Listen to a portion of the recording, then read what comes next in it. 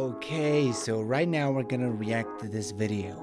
It's again from this channel that I absolutely love. It's called History Matters. Almost 1,000,000 subs. Let's help your boy out getting to 1,000,000 subs, right?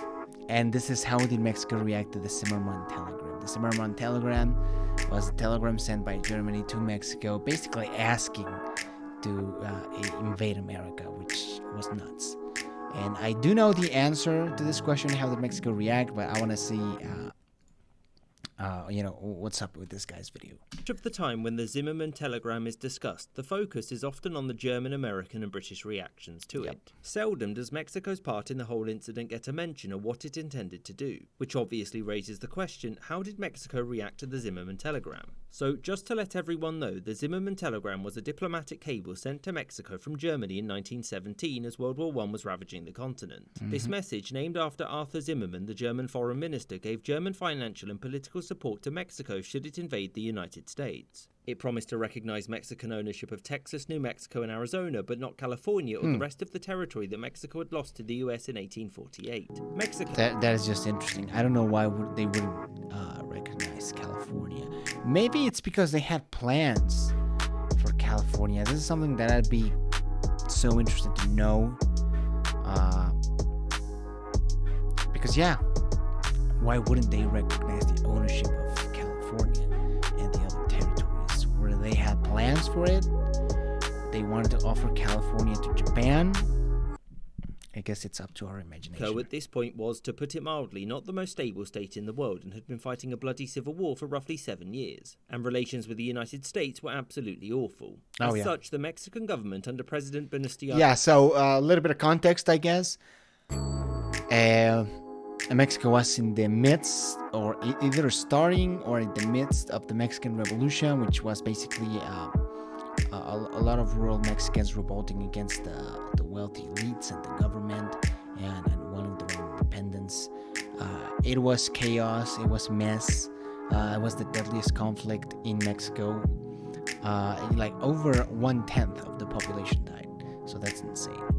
And we just we weren't really in the shape to fight a war. Carranza turned to Germany for whatever support it could get. Given the US-Mexican tensions, the Germans felt that... I'm talking about the US. We weren't the best of friends. Now we think of the US and Mexico as close. But at that point, I think, the whole Texas-California thing didn't happen extremely far ago on that point. And the countries weren't just very friendly with each other.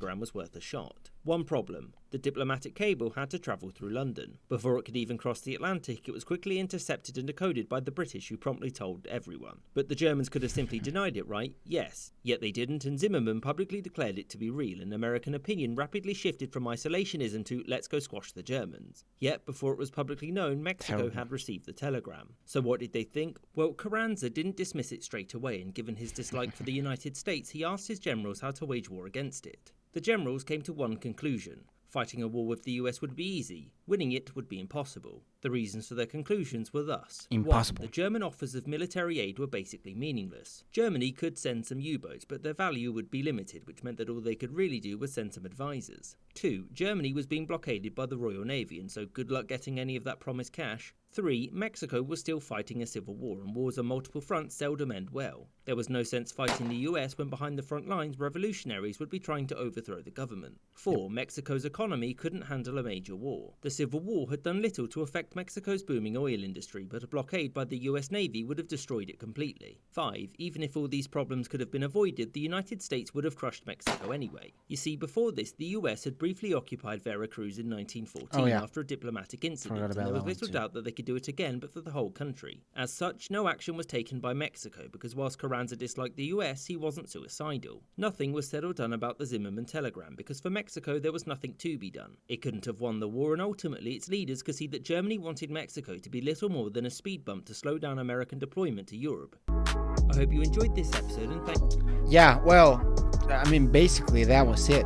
That was the whole thing. There are more reasons, actually. One of the reasons was, even if we conquer or regain all those territories, there's a huge population of white Americans that aren't just gonna sit down and take it, right? And they have guns, they are armed. So even if you defeat the U.S. government, you're not gonna defeat the Arizonians, the Texans, the New Mexicans, right? These people are already settled, and they're not gonna just give up their country.